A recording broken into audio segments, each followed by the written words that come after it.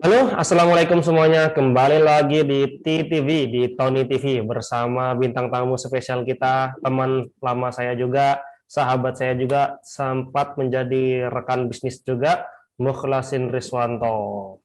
Jadi Mukhlasin Riswanto ini teman kuliah saya dulu di Universitas Diponegoro. Beliau awalnya meniti karir di dunia arsitek memang sudah dari jauh-jauh hari ya, dari SMK. SMK apa sih namanya sih? Pancabakti. Pancabakti. Jurusannya apa itu? Kalau di Pancabakti itu resminya jurusan Teknik Gambar Bangunan. Nama Teknik, resminya. nama resminya. Nama nggak resminya.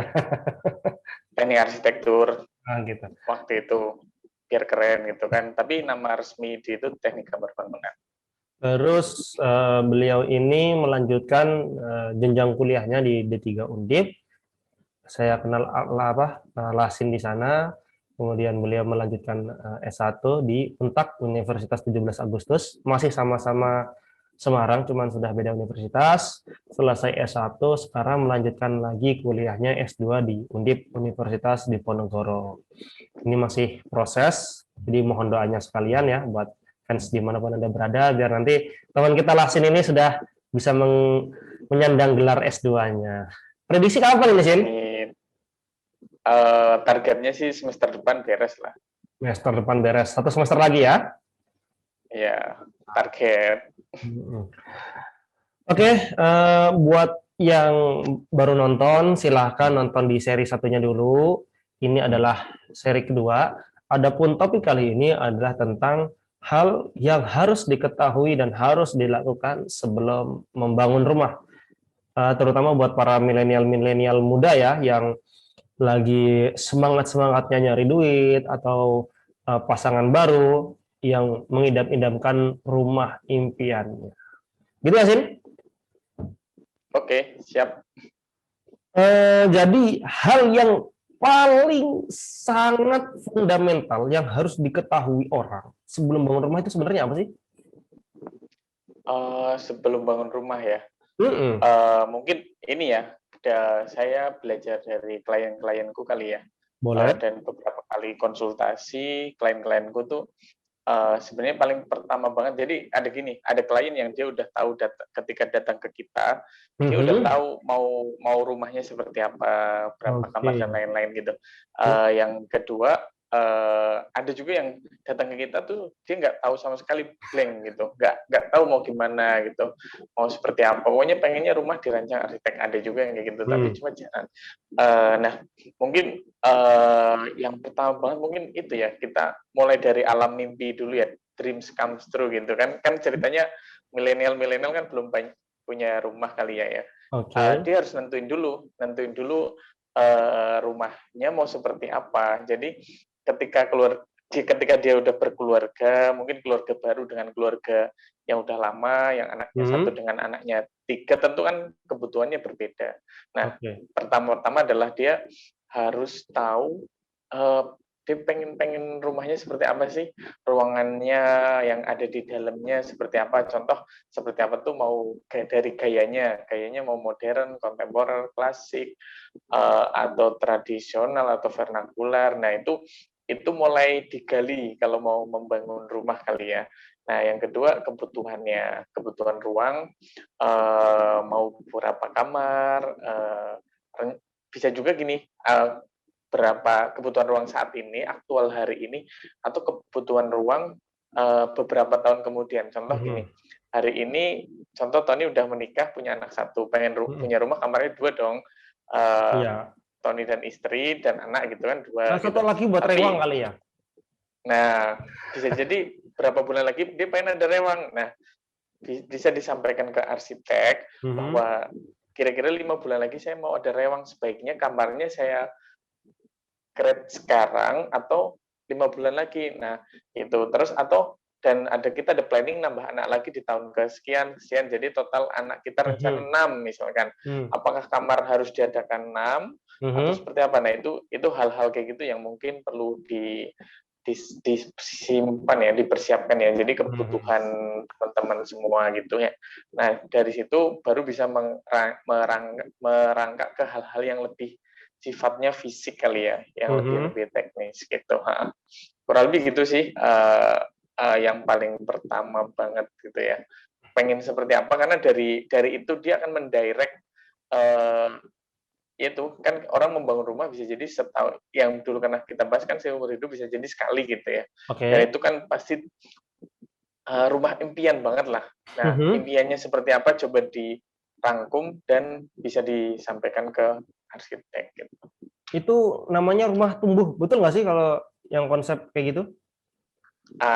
Itu ketika rumah tumbuh mungkin beda cerita lagi. Jadi kalau rumah tumbuh kan konsepnya bertumbuh gitu ya. Ya. Bisa juga kayak tadi itu. Jadi nanti dari hal-hal kayak gitu kan arsitek bisa menyarankan bagusnya didesainnya mungkin full, tapi mungkin pembangunannya bisa sekian dulu, Oh. next day bisa sekian, dan Kalian nabung lain-lain dulu gitu. ya. Jadi itu bisa nabung dulu. Jadi prinsipnya gini, sampaikan aja keinginan kita. Nah, arsitek yang profesional dia akan mencoba mengarahkan hal-hal yang baik sesuai pengalaman dia untuk ke kliennya, karena dia kan sebenarnya jasa konsultasi ya, arsitek itu Mhm. sebenarnya jasa konsultasi, jadi dia akan memberi advice yang terbaik yang mungkin coba disampaikan ke klien, dan jika klien butuh penjelasan tinggal disampaikan aja, kok harus gini, kok harus gitu. Nah, nanti biasanya klien arsitek akan menjelaskan, oh gini, oh gitu, kurang lebih gitu sih. Nah, ini ada menarik nih. Budget Nah, bagaimana? oh ya, nah dari situ nanti jadi gini, budget bisa disiapkan di awal. Jadi kadang-kadang orang gini, contoh kamu mau bangun rumah, dia udah punya sekian ratus juta gitu ya. Mhm. Tony mau bangun rumah punya gampang aja 200 lah. 200 Oke. ini cukup sampai apa nih? Nah, apa namanya? Ada yang beranggapan bahwa jadi gini, ada yang follow budget, ada yang follow keinginan. Nah, contoh kasus pertama, dia follow budget ya. Contoh, saya udah punya budget sekian, disampaikan ke arsitek kebutuhannya sekamar 5, ini. Oh, kalau kalau kebutuhan sama budgetnya cukup, ya udah langsung akan didesain gitu, dan bisa dia langsung bangun gitu ke kontraktor gitu. Tapi kalau nggak sesuai budget, misalkan budgetnya terlalu rendah gitu ya, kalau terlalu tinggi kan nggak ada masalah ya, nggak perlu dibahas kali ya. Kalau terlalu rendah, nah itu yang perlu dibahas. Biasanya arsitek mungkin akan menawarkan konsep rumah tumbuh tadi, mungkin desainnya full tapi dibangunnya bertahap sesuai kebutuhan hari ini gitu. Bisa juga kayak gitu. Dan kalau yang budgetnya terbatas, pasti ada hal-hal yang harus dikompromikan kan ya? Pasti. Jadi gini, sebenarnya gini, datang ke arsitek kan uh, bukan hanya orang yang budgetnya tinggi ya. Jadi orang yang budgetnya terbatas justru harus datang ke arsitek, karena dengan datang ke arsitek dia akan merancang bisa sesuai budget gitu. Entah budget berapapun bisa. Cuma kadang-kadang beberapa kali saya ketemu klien tuh kita kadang-kadang terpaku dengan paradigma lama ya. Jadi rumah tuh harus kayak gini, rumah tuh harus dindingnya tembok, kasih plaster, Paradigma kasih lama itu seperti apa? Apa paradigma ini. lama dan apa paradigma baru? Jadi gini, kita terbiasa melihat rumah tuh di tembok, pakai dinding batu bata, terus Mhm. plester, Mhm. diaci, dicat gitu ya. Oke. Nah, padahal banyak rumah dirancang oleh arsitek belum tentu pakai batu bata, bisa jadi pakai kayu gitu, atau bisa jadi diekspos tanpa dicat, bisa jadi Mhm. dicor. Nah, itu konsekuensinya terkait budget itu. Jadi hal itu memungkinkan sebenarnya, karena kita belajar tentang material dan cara aplikasinya ya, cari aplikasinya. Nah, banyak jalan untuk mensiasati budget jika budget nggak cukup. Salah satunya adalah dengan merubah apa namanya, mengotak-atik material itu. Artinya lebih ke fungsi, yang mengutamakan fungsi agar sesuai budget, dan nggak harus kayak gitu, nggak harus kasarnya gini, nggak harus sesuai bangunan yang biasa kita lihat gitu. Contoh, dulu kan kita mengenal batu bata gitu ya. Mhm. Sekarang udah ada yang lebih baru, Hebel gitu ya, bata Mhm. ringan gitu. Lebih gede, memang agak lebih mahal, tapi kalau dikonversi dengan pembangunannya lebih cepat, dia akan tertekan dan lebih murah gitu. Nah, hal-hal kayak gitu sebenarnya yang bisa mengakomodir ketika kekurangan budget. Lantai nggak harus di keramik, misalkan di plester aji itu kan bisa juga, kayak kafe-kafe itu kan bisa juga. Ada juga yang apa namanya, karena ya banyak jalan lah buat terkait budget. Nah, itu silahkan dikonsultasikan aja sama arsitek yang teman-teman pilih gitu, mau seperti apa gitu. Biasanya dia akan ngasih advice, oh budget sekian, kira-kira ruangannya kayak gini-gini, nanti desainnya seperti ini gitu. Kalau kita sering nangani gini apa, kalau Tony lihat karya-karya MR Arsitek itu kan banyak bangunan yang atapnya nggak Sebentar. kelihatan. MR Arsitek itu kan punya website dan Instagram. Instagramnya Ya. apa, websitenya apa. Jadi biar nanti Lasin kalau menerangkan punya karyanya tuh dikumpulkan di mana sih, dalam wadah apa? Coba. Oh iya, kalau websitenya ada di www.mrarsitek.com. Arsiteknya bahasa Indonesia biasa aja, mrarsitek.com. Kalau nanti saya sertakan di deskripsi kok. Oke, siap. Nah, kalau Instagramnya ada di @mrarsitek_builds. Ya, jadi nanti sesuai dengan yang diomongkan Lasin, contoh-contohnya seperti apa, biar nyambung, bisa mampir ke website atau Instagramnya. Oke, silahkan dilanjut. Ya, jadi kalau Tony bisa lihat karya-karya kita tuh banyak atapnya yang nggak kelihatan. Jadi atapnya tidak terlihat. Ya, tidak terlihat. Maksudnya biasanya kan kita ngelihat rumah itu genteng, ada gentengnya. Itu gentengnya nggak kelihatan sama sekali gitu. Dan itu bukan dak sebenarnya, tapi atap biasa. Jadi atap cuma nggak dilihatin. Sebenarnya itu bukan untuk keren-kerenan, tapi alasan utamanya adalah menghemat budget. Karena jadi banyak karya kita tuh memakai atap lembaran. Atap lembaran tuh kayak kalau dulu kita kenal seng ya, tapi kan sekarang ada asbes begitu ya. Seng, asbes, kalau terus ada ondulen tuh merek sih, tapi kurang dia bahannya agak sedikit beda. Nah, terus ada galvalum. Nah, biasanya atap lembaran kayak gitu yang kita gunakan, tentu kita nyari yang spesifikasinya bagus, biasanya yang ada pasirnya, terus kita kasih peredam juga di bawahnya. Jadi itu bisa menghemat budget jauh lebih tinggi ketimbang memakai atap yang konvensional kali ya, yang udah lama ya, pakai genteng dan lain-lain. Karena dari bahannya per meter perseginya udah lebih murah, terus masangnya lebih cepat karena lembaran itu kan masangnya gitu ya, plak cepat ya, kayak rumahmu yang kan itu cepat. Ya, sekali pasang itu kalau dikonversikan ke genteng biasa mungkin bisa dapat 6 biji kali ya. Ya, nah kalau genteng biasa kan masangnya satu-satu, itu dari cara masangnya. Kedua dari bahannya mungkin jauh lebih murah ya. Ketiga dari rangkanya itu nggak perlu rengket-rengket, dia lebar-lebar aja cukup kan, jaraknya sekian meter gitu ya. Beda sama genteng kan kurang lebih 26 cm, 30 cm, nah kayak gitu. Jadi kalau lihat karya-karya kita gitu, sebenarnya bukan buat keren, tapi itu follow budget gitu ya, mengikuti budget, dan ternyata alhamdulillah keren, yaitu sisi lain ya. Kalau dirancang arsitek masa nggak keren kan, kurang gimana gitu ya. Jadi tapi alasan utama perlu diketahui yaitu sebenarnya masalah budget. Cuma kadang-kadang orang akan menganggap mahal, kok keren, karena keren ya, karena keren. Nah, jadi sebenarnya itu murah, tapi karena dirancang arsitek jadi keren dan kelihatan mahal gitu. Jadi kalau aku lihat ini kayaknya fasadnya itu ditinggiin sampai dia menutupi pandangan atap, ya kan? Karena dia menutupi pandangan atap, akhirnya udah atapnya dibikin murah aja, apa nggak dilihat orang ini gitu kan ya? Iya, kayak gitu. Murah, iya, karena lebih ngejar fungsi ya. Betul. Fungsi kedua ini juga dengan atap lembaran tuh kemiringannya nggak usah tinggi-tinggi, dia bisa di bawah 20 derajat. Jadi hanya berapa persen cukup, beda sama genteng. Genteng itu minimal 30 derajat itu. Dengan atap lembaran bisa di bawah, derajatnya bisa lebih rendah, otomatis pasangan dinding kita nggak perlu tinggi-tinggi juga. Nah, dari situ kita menghemat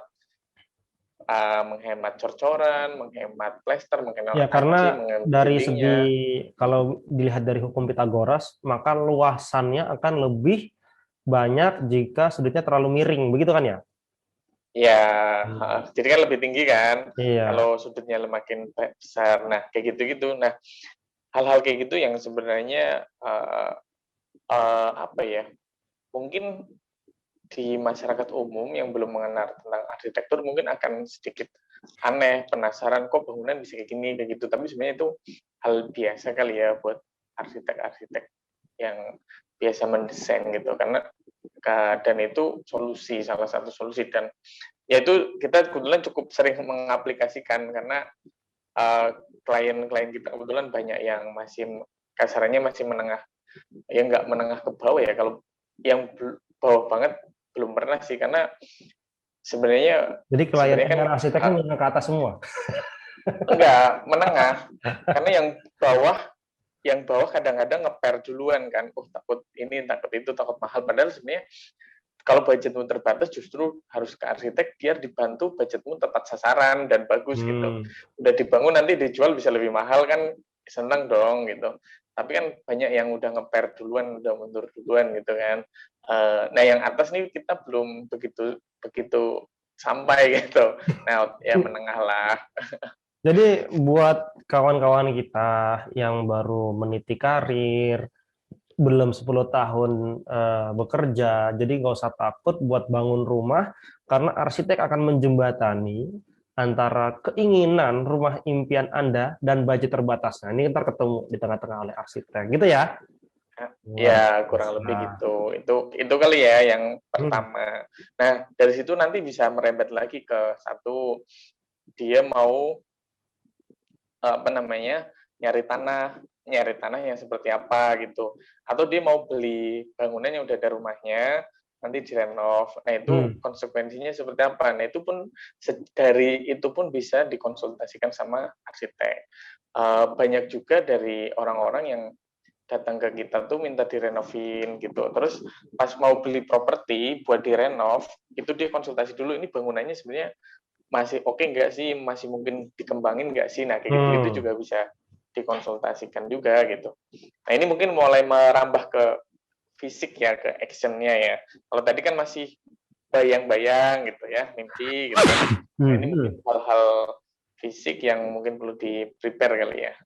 Nah, coba sekarang kita masuk ke fisik nih. Tadi kan udah disebutkan kan hal apa saja yang harus dilakukan, yaitu menyesuaikan keinginan, ya kan, terus budget, ya kan.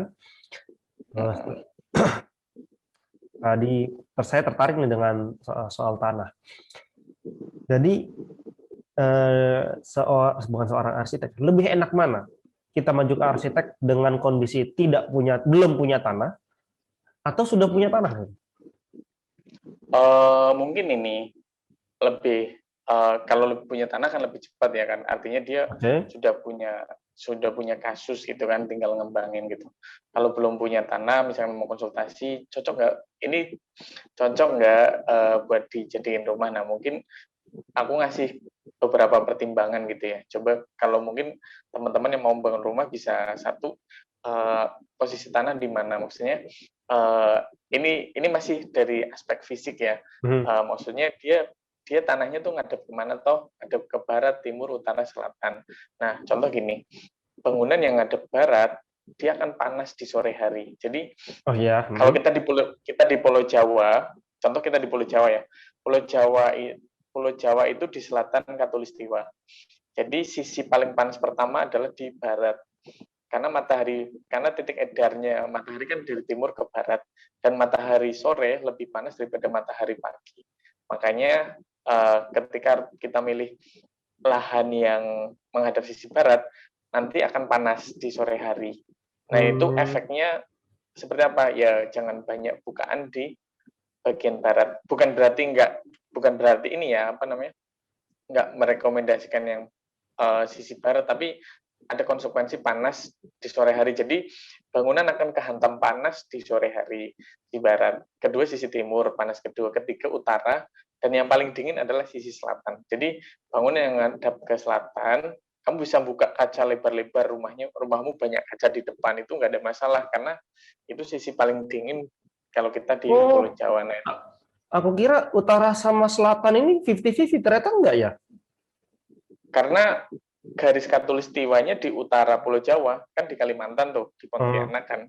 Berarti kan mataharinya tuh agak ke utara kan. Oh iya ya. Berarti kan di selatannya itu yang dingin karena kena matahari gitu kan. Nah, jadi gitu. Kurang lebih gitu ya dari aspek fisik.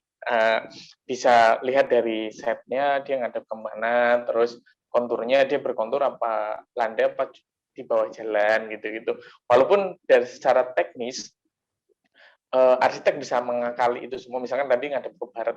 Jadi dinding yang kehantam panas matahari sore itu dinding aja panas gitu.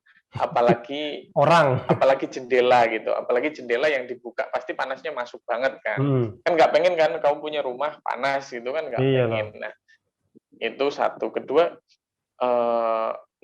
kedua di bawah jalan itu kan perlu trik khusus ya, atau berkontur itu kan perlu ditata gitu ya.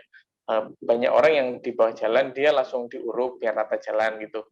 Padahal sebenarnya bisa banget tanpa diuruk pun didesain keren juga bisa. Kontur naik ke atas juga bisa. Nah, secara teknis bisa diakali oleh ilmu arsitektur, tapi akan menimbulkan konsekuensi. Contoh, lahan yang berkontur tentu cost-nya kan lebih tinggi karena banyak banget talut-talut gitu. Nah, kurang lebih gitu sih aspek fisiknya. Yang lain-lain sih standar ya. Kayak kita beli rumah di developer ya, air jangan sampai telat, terus listrik gampang, nah gitu-gitu. Karena nggak cuma saat kita menghuni, saat pembangunan pun butuh air dan listrik gitu. Jadi jangan sampai itu menghambat pembangunan ya. Gitu. Ini terkait soal tanah, nah, saya punya pengalaman juga buat nanti teman-teman yang mau beli rumah, dimulai dari tanahnya dulu. Kalau semisal ke perusahaan atau developer, itu kita mungkin nggak terlalu capek ya, karena tinggal ngeliat aja kiri kanannya. Kalau tetangga kiri kanan nggak ada masalah, ya udah, yakin aja buat beli tanah di situ. Terus kemudian konsul ke arsitek, bangun rumah. Tapi buat yang beli secara personal, ya kan, itu buat orang yang awam bisa minta tolong nanti ke notaris, cek keabsahan, baru nanti transaksi. Nah, itu selingan saja. Jadi buat teman-teman yang mau beli rumah, properti lainnya, legalitas itu penting sekali. Sebelum bangun rumah jangan sampai ntar setelah bangun malah sengketa kan repot. Bangunannya juga kena sengketa. Iya, itu bener banget tuh. Banyak klien-klien kita yang punya pengalaman juga dia udah DP gitu, ternyata status tanahnya nggak jelas. Habis gitu? Habis itu ininya kabur gitu ya, yang jual tanah gitu kan. Biasanya kayak gitu banyak kasus tuh coupling gitu kan, coupling siap bangun gitu kan. Soalnya aku juga sempat ketemu juga. Ya, nah itu memang agak-agak sedikit hati-hati kali ya. Bukan berarti semuanya ya. Banyak teman-teman kita sebagian besar kena tipu di seperti itu, karena kadang-kadang yang ngejual tuh bukan pemilik tanahnya gitu. Maklar ya. Enggak, maksudnya dia mungkin ada kerja sama pemilik tanah gitu ya, ada sistem bayarnya bertermin dan lain-lain. Tapi mungkin suatu saat pokoknya ada yang belum deal atau apa, tiba-tiba berubah pikiran kan. Jangan sampai kita konsumen tuh nanti karena nggak tahu itu jadi korban gitu. Dan itu banyak kasus sih, karena permintaan tanah dan hunian itu kan lumayan tinggi ya. Itu mending yang jual tanah. Ada juga yang jual tanah sama bangunannya gitu. Ada yang udah sampai lunas gitu, sampai bertahun-tahun nggak dibangun-bangun. Nah itu kan kasihan banget ya, udah ngumpulin susah payah, ketipu begitu aja gitu ya. Apalagi personal kadang-kadang memang meyakinkan ya, tapi benar kata kamu Ton, lebih enak pakai notaris gitu karena melibatkan transaksi besar lebih baik pakai notaris kali ya, lebih dan aman. itu pun notarisnya kalau bisa kita yang nunjuk gitu loh. Karena bisa jadi notarisnya kok kalingkong sama dia. Ini jaga-jaga aja gitu. Karena ada yang notarisnya tiba-tiba dibawa kabur suratnya sama dia, terus digandakan entah bagaimana ceritanya. Oh iya ya. Ya ini pengalaman, dan itu banyak real memang harus hati-hati itu. Iya. Oke, terus tadi udah ada ngomongin tanah ya. karena begini, bangun rumah itu kan sifatnya ke atas, sedangkan tanah paling bawah. Gimana atasnya bisa jadi kalau bawahnya aja nggak beres gitu loh. Ntar ke atasnya kan Ya, bakal ngikut gitu. Jadi makanya tanah itu prinsipal sekali. iya. Jadi kebetulan kami ada klien seorang lawyer yang biasa ngurusin tanah gitu ya. Mhm. Eee, ya memang jadi kalau membeli tanah dipastikan dulu clear and clean.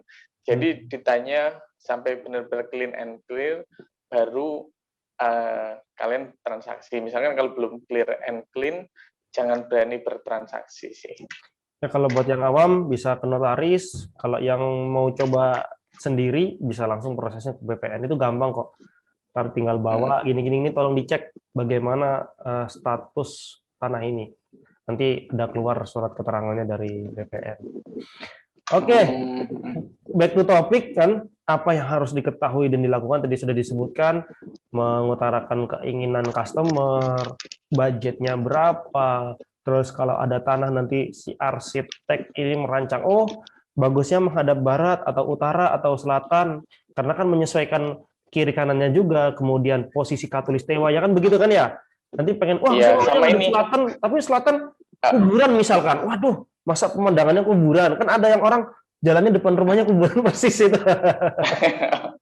Iya, ada juga yang ini kan, sekarang kan banyak penikmat senja gitu kan. Oh iya Dia ya. harusnya rumahnya ngadep barat dong. Terus dikasih jendela besar di lantai 2, kamarnya di lantai 2. Dan mungkin kalau buat penikmat-penikmat senja kan inspirasi dari senja gitu kan. Hmm. Nah, bisa juga kayak gitu. Jadi, nah itu menyesuaikan kebutuhan kita banget lah. Karena rumah itu sangat personal ya. Sangat personal, dan kita tinggal di situ tiap hari. Jadi, harus tahu kita dulu ya, kita pengen kayak gimana gitu itu. Pengen karena itu balik lagi ke teori pertama ya. Bisa jadi kita bangun seumur hidup sekali gitu. Jangan sampai menyesal gitu. Karena kita tinggal tinggal di situ hampir sebagian besar hidup kita ya di situ kan bisa jadi gitu.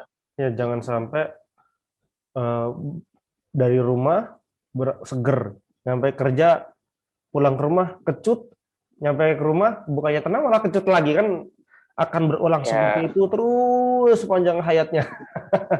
Kalau bisa nah, nyampe ke rumah kerjaannya beres, nyampe rumah tenang, bangun seger lagi, kerja seger lagi, tambah seger, kerjanya makin bagus. Jadi ada aspek ya, apa rumah itu bisa menambah kinerja seseorang. Kan bagus. mungkin perlu ada riset itu kali ya. Hmm. Rumah yang dirancang Kayaknya ada sih yang dengan seperti itu. baik, ya mungkin ya. Ah, Oh, ya nggak ada lagi gitu. nggak ya yang penting banget selain itu? Eh, yang tadi ya sempat menyinggung budget ya. Budget tuh harus kita breakdown juga. Kalau kita mau bangun rumah, yaitu budget kita mau dialokasikan tadi ke lahan gitu ya. Lahan atau bangunan yang udah ada bangunannya nanti direnov oleh arsitek kayak gitu juga bisa, nanti di cross check, minta tolong diajak arsiteknya gitu, ini bangunan bagus nggak gitu sebelum membeli sih kalau bisa. Dan kamu udah naksir gitu ya tanah atau bangunan yang udah jelek gitu, kira-kira gimana gini-gini, diajak aja, nggak masalah sih. Biasanya senang sih arsitek kalau diajak, artinya dia udah bisa memperkirakan desainnya nanti seperti apa gitu. Nah, kedua, budget budget untuk pembangunan. Nah, tadi kan budget untuk tanahnya dan yang mau Hmm. dibangun tuh. Kedua, budget pembangunannya. Nah, budget pembangunannya ini ya tadi menyesuaikan tadi yang berapa uang yang kamu kumpulkan gitu. Nah, berapa uang yang kamu mau investasikan untuk membangun rumahmu di tahap ini gitu. Bisa beberapa kali tahap atau satu tahap langsung selesai. Udah nih, aku pengennya sekali tahap selesai. Nggak pengen nanti kalau udah tinggal berapa tahun lagi mikir lagi bangun-bangun lagi gitu-gitu. Ada yang kayak gitu juga, tapi ada juga yang dia pengen rumahnya gede tapi budgetnya terbatas. Ya udah saya bangun ini dulu deh, nanti berapa tahun lagi bangun lagi, Hmm. berapa tahun lagi naikin 2 lantai, berapa tahun lagi gini-gini, itu juga bisa juga. Nah itu budget kedua. Nah ketiga itu jangan lupa ada perizinan. Perizinan tuh kamu harus ada IMB. IMB kan Hmm. butuh izin-izin tuh, izin mendirikan bangunan. Nggak tahu ya sekarang kan Undang-Undang Cipta Kerja katanya dihapus ya, tapi seberapa daerah masih ada sih, beberapa daerah masih ada IMB. IMB ngurusnya juga nggak mudah soalnya, agak sedikit ribet. Dan mungkin butuh operasional bolak-balik gitu juga. Nah itu ada IMB, terus nanti kamu pasang listrik, pasang Hmm. air, terus saat pembangunan izin keamanan RT RW setempat bisa jadi ada iuran. Nah Oh itu iya, hal-hal iya. gitu juga harus dipersiapkan, nggak boleh ditiadakan gitu ya. Jangan sampai kita cuma nyiapin budget pembangunan aja, tapi perizinan nggak ada gitu. Nah Hmm. itu penting juga. Nah mungkin budget yang ketiga, berapa ya saat beli tanah, pembangunan, Mhm. perizinan, ketiga siapin budget untuk perabot interiornya. Kamu udah bangun bangunan, nggak ada kasurnya, nggak bisa dong, nggak bisa tinggal Oke, nanti, nggak ada oke, oke, oke. kompornya, nggak ada apa ya, minimal banget ada lemari, ada apa namanya, ada lemari, ada tempat tidur, ada kompor lah. Mungkin Hmm. kulkas ya buat nyimpen-nyimpen makanan. Jadi kalau kita mau tinggal, mungkin karena budgetnya terbatas, mungkin minimal ada budget untuk itu dulu gitu. Lainnya kan bisa menyusul sambil kerja, sambil ngumpulin uang, nanti pulang mampir ke IKEA atau ke Informa, ke Es mungkin ya, buat beli buat yang belum ada di rumah kan bisa sambil jalan gitu. Tapi kalau budgetnya udah prepare banget ya udah itu kan lebih baik ya, akan lebih baik dan nanti ibaratnya rumah udah jadi bangunan fisiknya, ngisi interiornya kita tinggal-tinggal. Mungkin nanti nambah pernak-pernik kecil lah, kurang sendok, kurang kurang mangkok, kurang gelas gitu-gitu masih oke gitu. Nah, kayak gitu sih. Nah, mungkin yang terakhir yang hampir mungkin banyak orang nggak menganggarkan tuh budget untuk arsitek. Jadi arsitek itu kan profesi dan ada jasanya dan ada Hmm. charge-nya gitu ya. Ada Mhm. jasanya. Nah, itu juga perlu dianggarkan karena ketika kita pengen membangun yang baik dan membangun yang baik, yang bagus, yang teratur, yang tertata, yang sirkulasinya bagus kan itu larinya ke arsitek nih. Nah, Mhm. arsitek juga pasti dia mekanisme apa jasanya pun jalan gitu. Artinya ada budget yang perlu dialokasikan untuk arsitek juga. Nah, itu budgetnya berapa? Teman-teman bisa dicek di website IAI Jakarta. Itu ada persentasenya kalau nilainya Oh ada ya, sekian, ada persentasenya pakemnya ya? sekian. Ada. Jadi ada persentasenya. Jadi di website, kalau nggak salah website IAI Jakarta yang ada. Mhm. Jadi ketika bangunnya sekian, persentasenya sekian. Atau ada juga yang per meter sih, per meter sekian ratus ribu kalau nggak salah. Nah itu ada di situ. Walaupun nanti akhirnya akan ada negosiasi ya, kan biasanya tetap ada negosiasi. Kita kan Indonesia ya, nggak kaku-kaku banget, kadang tetap ada negosiasi. Nah, cuma biasanya nggak jauh dari pakem-pakem itu sih.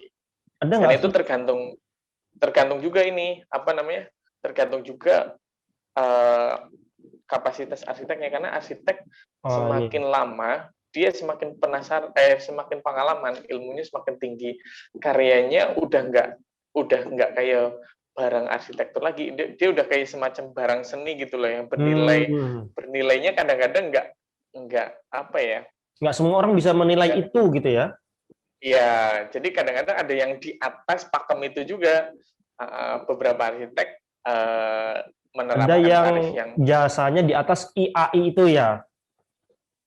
beberapa info dari temen kayak gitu. Jadi contoh kayak artis yang udah diva-diva kayak gitu kan tarifnya beda dong dengan yang artis-artis biasa. Oh iya, Nah, iya, kayak iya. gitu juga.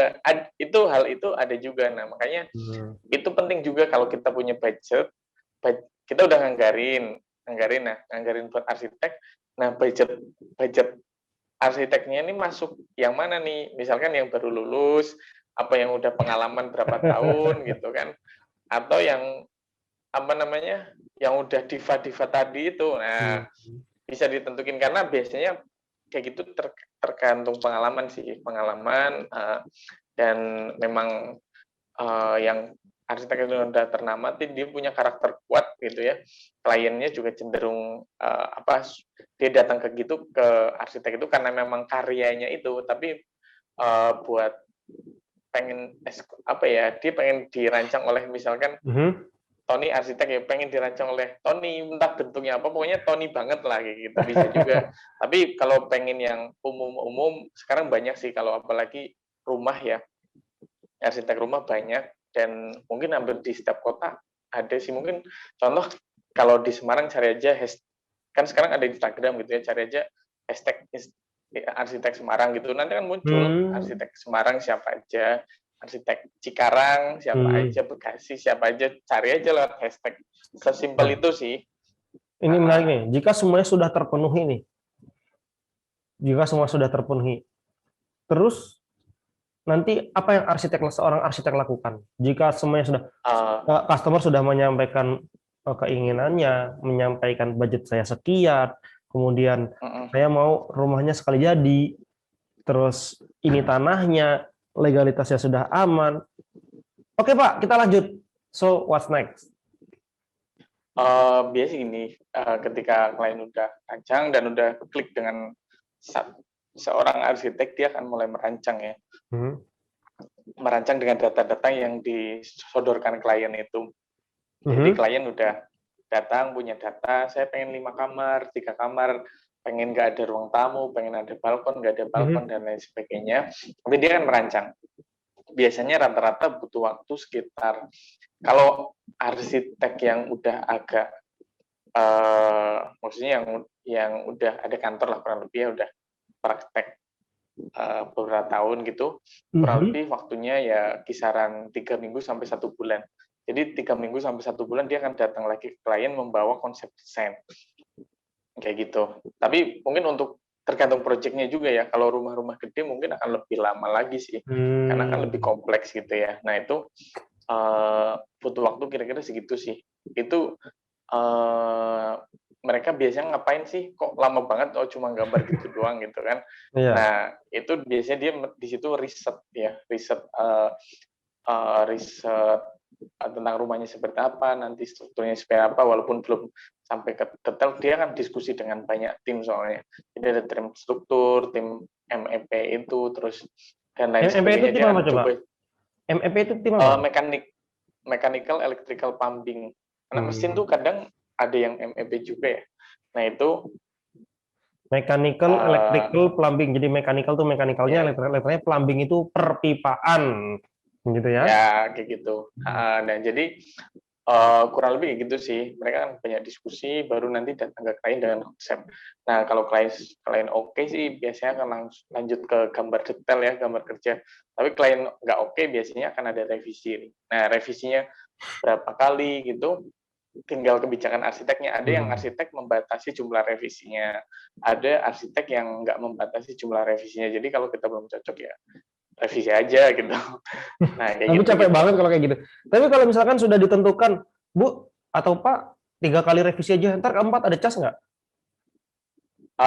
Ada yang kayak gitu. Ya biasanya kalau yang menerapin kayak gitu biasanya ada cas. Tapi kalau yang nggak ada cas dong, kan dia terserah dia gitu. Banyak arsitek-arsitek tuh. Saya kurang paham sih bagaimana kalau yang udah besar-besar kayak gimana ya, apa dia membatasi apa enggak. Tapi kalau di kita sih nggak ada batasan gitu ya. Dan aku lihat beberapa arsitek yang ternama juga kayaknya nggak ngebatasin sih, karena mereka ada yang udah revisi berapa kali, udah berjalan berapa tahun masih dilayani revisinya gitu. Soalnya ini dan kan masih terkait belum selesai. kepuasan customer. Seorang arsitek juga akan memiliki kepuasan tersendiri ketika customer-nya puas, begitu kan ya? Iya, dan gini juga dan arsitek kan sebenarnya membantu merencanakan sesuai kebutuhan customer, sesuai keinginan customer gitu kan. Yang nanti yang tinggal tuh customer-nya, bukan arsiteknya, walaupun di situ ada ide-ide arsitek yang idealis mungkin ya, yang yang dia banget, tapi kan itu semua ditunjukkan untuk customer-nya, bukan untuk arsiteknya gitu. Jadi ya mengarahnya ke situ sih. Tapi ada beberapa juga yang membatasi revisi gitu juga ada. Nah itu tinggal cross check aja ke masing-masing ya. Dan aku juga bisa nyebutin karena beda-beda orang praktek dalam berpraktek arsitek. Nah, udah kayaknya untuk pembahasan apa yang selanjutnya dilakukan, itu kayaknya cocoknya kita upload di konten selanjutnya, gimana sih? Iya, ini udah habis ya waktunya ya. Enggak sih, masih panjang, cuman lebih enak kalau kita bagi lagi di seri ketiga. Jadi buat teman-teman yang budgetnya terbatas, justru malah orang yang tepat, orang yang tepat untuk didatangi adalah seorang arsitek karena dia akan membantu Anda dengan budget yang terbatas eh, menghasilkan sebuah karya yang berusaha semaksimal mungkin memenuhi impian rumah dari customer tersebut. Gitu. Ya, tinggal didiskusikan aja. Dan itu kalau bisa satu kepala ya, Sin, ya. Dalam artian Satu ke suami pengen ini, istri pengen ini, kan Oh berat. iya. Sebenarnya gini, ya nggak apa-apa, dua kepala nggak apa-apa. Yang penting satu jadi patokan, misalkan kalau suami istri gitu ya. Rata-rata sih istrinya yang Istrinya yang menang. maksudnya, iya, suami ikut, ujung-ujungnya ikut istri lah, kira-kira gitu. Iya, aku aja seorang arsitek yang mau, misalkan mau bangun rumah, istrinya udah wanti-wanti. Nanti kalau mau bangun rumah, aku harus lihat dulu gambarnya kayak gimana, jangan langsung dibangun begitu aja gitu. Tapi sebenarnya logis sih, Sin, karena mereka lah yang akan paling sering dan paling lama menempati rumah itu daripada kita. Jadi suara mereka Ya, patut sekali untuk kita dengarkan. Gitu. harus. Nih, berarti pesan buat bapak-bapak ini. Oke, ini seru banget pembicaraannya. Nanti kita sambung di seri ketiga tentang arsitek, apa yang akan dilakukan arsitek. Tadi kan apa yang harus diketahui dan dilakukan oleh customer, karena ini udah sampai tahap ACC. Oke, kita lanjut. Nanti kita sambung di seri ketiga. Masih tetap Lasin dan masih tetap di channel kesayangan Anda di Tony TV, di TTV. Stay tune terus. Sampai jumpa di seri selanjutnya dan sampai jumpa. Sampai jumpa. Assalamualaikum. Wassalam.